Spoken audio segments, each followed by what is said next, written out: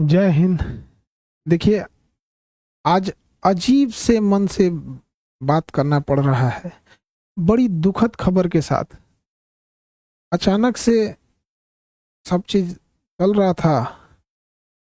कहीं कुछ कुछ लोगों से कॉल आने लगा कि सर आप न्यूज़ देखिए, या फिर ऐसे ऐसे घटना हुई है कि रोशन सर के भाई की नेपाल में संदिग्ध स्थिति में डेथ हो गई। तो हमें कुछ देर के लिए विश्वास ही नहीं हुआ। हमको लगा कि ऐसे बोल रहा है सब। आजकल एक न्यूज वगैरह के चक्कर में हमको लगता है ऐसा, तो हम डांटे भी, तुम लोग को ये सब नहीं समझ में आता है, कुछ से कुछ बोलते रहता है। तो कुछ पल के लिए विश्वास नहीं हुआ कि ऐसे कैसे हो सकता है। फिर धीरे धीरे कुछ लोग न्यूज भेजने लगे, फिर न्यूज पे देखे। जब न्यूज देखे ना तो पैर के नीचे से जमीन खसक गया। एक समय एक कैसा अजीब करवट ले रहा है, किस दौर में, किस स्थिति में समय चला गया है, आखिर ऐसे कैसे हो गया। एक बार आप इसको न्यूज को पहले देखिए। उसको कोई कुछ नहीं किया गया है। इससे पहले मतलब सही से सो नहीं रहा था 5-7 दिन से। उसको थोड़ा सा जो है सेक्रेटरी प्रॉब्लम था, जो जिसका वो दवाई खाता था। ज्ञान बिंदु कोचिंग संस्थान के डायरेक्टर रोशन आनंद के भाई प्रिंस यादव की संदिग्ध स्थिति में मौत हो गई। वहीं उनके मौत के मामले में अब एक बड़ा खुलासा हुआ है। प्रिंस यादव के साथ नेपाल गए उनके दोस्तों ने बड़ा खुलासा करते हुए बयान दिया। सुनिए, प्रिंस यादव के साथ नेपाल गए उनके दोस्तों ने उनकी मौत को लेकर क्या कुछ बताया। हम प्रिंस का दोस्त हैं। प्रिंस का पहले से दवाई चलता था मेंटल का, उसको 2 बार अटैक आ चुका था। उसको कोई कुछ नहीं किया गया है। इससे पहले मतलब सही से सो नहीं रहा था 5-7 दिन से। तो 2-3 दिन से वो दवाई स्टार्ट किया, तो 2-3 दिन से मतलब पर्याप्त मात्रा में सोने लगा। कल भी देखे सो रहा है, बोले अब तो रिलैक्स हो गया। मछली जिसको जो सो गया तो उसको मेंटल ऑटोमेटिक शांत हो जाता है। तो हम लोग सोचे कि अब सो रहा है। उसके बाद मतलब शाम में मतलब हम लोग बाहर निकले। एक मतलब मेरे साथ में जो है ललतो उर्फ परजेश जो है, उसको वहाँ पे छोड़ के गए। तो वो आके मतलब पर्याप्त मात्रा में सो रहा था। धीरे धीरे हुआ क्या, लंबा मतलब सांस लेने लगा, लंबा सांस लेने लगा। तो उसके बाद वो हमको कॉल किया, हम लोग को, तो तुरंत हम वहाँ आए। मतलब हम जितना भी थे साथी उसको तो एम्बुलेंस मंगवाए। एम्बुलेंस न्यूरो हॉस्पिटल लेकर आए, समझे। तो वही उसी एक क्रम में उसका डेथ हो गया। कोई मारा क्या? नहीं, कोई नहीं। हम लोग बहुत करीबी दोस्त हैं। हम लोग क्यों जो करेंगे उसको। कोई दूसरा ही कोई मारा? नहीं, कोई नहीं। उसको पहले से दवाई चलता था। हम लोग जो है 3 तारीख को प्रिंस के साथ यहाँ नेपाल आए हुए थे और नेपाल में अलग अलग होटल में रह रहे थे। इस घटना के रात में अचानक क्या हुआ कि हम लोग 6 बजे का प्रिंस खाना वाना खा करके अच्छा से सो गया था, दवाई खा करके। उसको थोड़ा सा जो है सेक्रेटरी प्रॉब्लम था, जो जिसका वो दवाई खाता था। घटना के दिन हम लोग जो है यानी कि यहाँ इनरवा घूमने के लिए थोड़ा सा चल गए थे, क्योंकि वो सोता था। तो हम लोग सोचे तब तो घूम आते थोड़ा देर। वो पूरा सामान ही था। और यानी जब हम लोग घूम के आए, जब घूमने गए तो वहाँ फोन आया कि ऐसे इसका तबीयत खराब हो चुका है। तो जब तक हम लोग आए तब तक एम्बुलेंस में बिठा करके हॉस्पिटल ले गए। तो हॉस्पिटल में प्रयास किया बचाने का, लेकिन बचाया नहीं जा सका। उसको हम लोगों में से किसी के द्वारा मारपीट नहीं किया गया है, न ही किसी अन्य व्यक्ति के द्वारा मारपीट किया गया है। कोई मारा नहीं है। वो जो है बीमारी का मतलब सेक्रेटरीज का बहुत समय दवाई खा रहा था, उसी के कारण मरा है। पटना के ज्ञान बिंदु कोचिंग संचालक रोशन आनंद के भाई प्रिंस यादव की नेपाल के विराट नगर में हुई मौत को लेकर नेपाल पुलिस की जांच में बड़ा खुलासा सामने आया। शुरुआती जांच में ये बात सामने आई कि प्रिंस यादव मिर्गी की दवा का सेवन करते थे और उनके कमरे से ऐसी दवाएं भी बरामद हुई। नेपाल पुलिस के अनुसार प्रिंस यादव अपने कुछ दोस्तों के साथ विराट नगर के एक होटल में ठहरे हुए थे। पूछताछ में उनके दोस्तों ने बताया कि प्रिंस कई दिनों से ठीक से सो नहीं रहे थे और उन्हें लगातार नींद नहीं आने की समस्या थी। बताया जा रहा है कि दवा शुरू करने के बाद ही उन्हें नींद आने लगी थी। जांच के दौरान पुलिस को प्रिंस यादव के कमरे से एपिलेप्सी की दवा मिली है। पुलिस अब ये पता लगाने की कोशिश कर रही है कि वो किस बीमारी का इलाज करा रहे थे और दवा का सेवन डॉक्टर की सलाह पर कर रहे थे या नहीं। पुलिस इस पहलू को भी खंगाल रही है कि दवा, नींद की कमी और शराब के सेवन का उनके स्वास्थ्य पर क्या असर पड़ा। होटल में मौजूद दोस्तों के मुताबिक शनिवार रात प्रिंस यादव की तबीयत अचानक बिगड़ गई। इसके बाद उन्हें तत्काल अस्पताल ले जाया गया, जहां इलाज के दौरान डॉक्टरों ने उन्हें मृत घोषित कर दिया। शुरुआती तौर पर अत्यधिक शराब सेवन की बात सामने आई थी। नेपाल पुलिस ने साफ किया है कि मौत की असली वजह का पता पोस्टमार्टम रिपोर्ट आने के बाद ही चलेगा। फिलहाल पुलिस होटल की सीसीटीवी फुटेज, होटल रजिस्टर और साथ मौजूद लोगों के बयान के आधार पर जांच आगे बढ़ा रही है।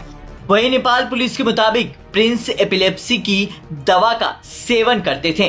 नेपाल पुलिस ने प्रिंस के रूम से एपिलेप्सी की दवा भी बरामद की है। वहीं अब देखने वाली बात होगी कि आगे इस मामले में क्या कुछ निकल कर सामने आता है। देखिए, जब वीडियो देखने के बाद एकदम दिल दहल गया। किसी परिवार के लिए इससे कठिन दौर क्या आ सकता है। भगवान इस कठिन दौर से निकलने के लिए उनको सहन शक्ति दे। इतनी भयानक स्थिति और इतनी कठोर स्थिति में वो कैसे निकल पाएंगे लोग। इस घटना के बाद पता नहीं कैसे परिवार सहन करेगा इसको। इस कठिन दौर में हमारी संवेदना परिवार के साथ है। जब कभी आदमी ऐसी खबर सुनता है तो दिल बैठ जाता है। किसी के परिवार के साथ ऐसा ना हो, दुश्मन के परिवार के साथ भी ऐसा ना हो। हमारी पूरी संवेदना है परिवार के साथ। हमसे जो संभव हो सकेगा, हम अभी परिवार किसी बात करने की स्थिति में नहीं होगा।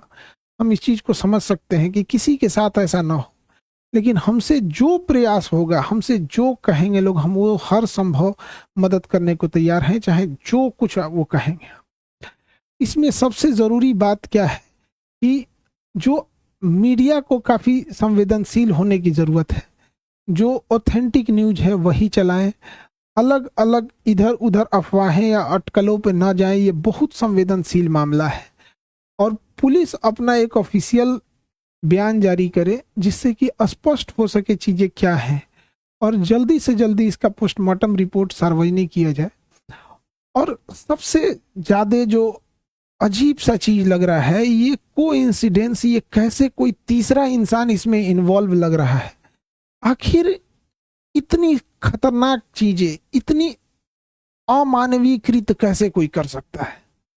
तो इसमें कोई ना कोई तीसरा साजिश जरूर कर रहा है। इसके लिए एक उच्च स्तरीय जांच होनी चाहिए और उच्च स्तरीय जांच की रिपोर्ट को लाया जाए और जो दोषी पाए जाएंगे उनमें एक को भी न छोड़ी जाए। फांसी से नीचे इनकी कोई सजा नहीं होनी चाहिए। आखिर ऐसा किसने, अगर किसी ने इसमें इन्वॉल्व है तो। अभी न्यूज में पता चल रहा है कि अलग अलग न्यूज अलग अलग चला रहे हैं। कृपया करके न्यूज वालों से भी हाथ जोड़कर विनती है। कोई कहता है कि मिर्गी की दवा खाई, एक दूसरा न्यूज देखो तो कोई कह रहा है कि शराब, कोई अलग न्यूज दिखा रहा है, कोई कुछ न्यूज दिखा रहा है। तो कृपया न्यूज वाले ऑथेंटिक चीजों को दर्शाओ। किसी की जान गई है, क्या मिर्गी की दवा कहाँ से थी, कहाँ से लाया गया, इसकी जांच पुलिस सार्वजनिक करे इस मामले को। और जो न्यूज में चल रहा है कि 5 लोगों को हिरासत में लिया गया है, सबसे जरूरी चीज है कि उन 5 लोग कौन कौन से थे, वो उनको नाम सार्वजनिक किया जाए। उनकी भी जांच होनी चाहिए कि वो आखिर कौन थे। दोस्त के रूप में कोई और तो नहीं था। ये तीसरा एंगल कोई हो भी सकता है इसमें। इस चीज को नकारा नहीं जा सकता है कि जिस तरह से इस मामले को तूल पकड़ाया गया, एक गार्ड का मैटर था, अपना सॉल्व हो जाता इसको, लेकिन इसको इस तरह से तूल पकड़ाया गया इतना बड़े लेवल पे। और इधर ये जब ये घटना सामने आती है तो कुछ समझ में नहीं आता है क्या करें आप। इतने कठिन परिस्थिति में पूरे लोगों को से भी विनती करते हैं कि परिवार का सहानुभूति रखें और इस बात पर जोर दें कि तीसरा एंगल पर जांच हो और जो लोग संदिग्ध, नेपाल ने किन 5 लोगों की गिरफ्तारी की है उनकी भी जांच होनी चाहिए और एक उच्च स्तरीय जांच बैठाकर जो भी दोषी पाए जाएंगे उनको फांसी से नीचे सजा नहीं होनी चाहिए। देखिए, जो इंसान अब पुण्य आत्मा अब दुनिया से चली गई, भगवान उनको शांति दे, लेकिन यदि इसमें जो इन्वॉल्व है उसको पुलिस पकड़ लेती है या उच्च स्तरीय जांच में आती है तो कहीं ना कहीं ये उचित रहेगा। इस कठिन परिस्थिति से अजीब सा समय ले आ देता है। कभी कभी समय इंसान को ऐसे जगह लाके खड़ा करता है ना, जहां इंसान को कुछ समझ में नहीं आता है क्या हो रहा है, ये समय का चक्र किधर चल रहा है, कौन सी साजिश चल रही है, कौन कौन इसमें इन्वॉल्व हो रहा है, कौन तीसरा इंसान तो नहीं इन्वॉल्व हो रहा है, आखिर वो 5 लोग कौन थे और उसके साथ क्या कर रहे थे। उस पुण्य आत्मा के लिए श्रद्धांजलि देते हैं। और इस कठिन परिस्थिति में मेरी संवेदना परिवार के साथ है। हमसे जो मदद हो सकेगा, हमसे जितना संभव हो सकेगा, हम उतना सहयोग करने को तैयार हैं। लेकिन सबसे जरूरी चीज है कि पुलिस को इसमें आके एक ऑफिशियल प्रेस विज्ञप्ति जारी करनी चाहिए और जल्दी से जल्दी जो रिपोर्ट है उसे सार्वजनिक करनी चाहिए, ताकि चीजें सही दिशा में जाए। मेरी संवेदना परिवार के साथ है। अब ऐसी परिस्थिति में इंसान को कुछ बोलना भी बड़ा अजीब सा लगता है कि क्या इंसान बोले, ऐसा समाज समय कहाँ ले आके खड़ा कर देता है।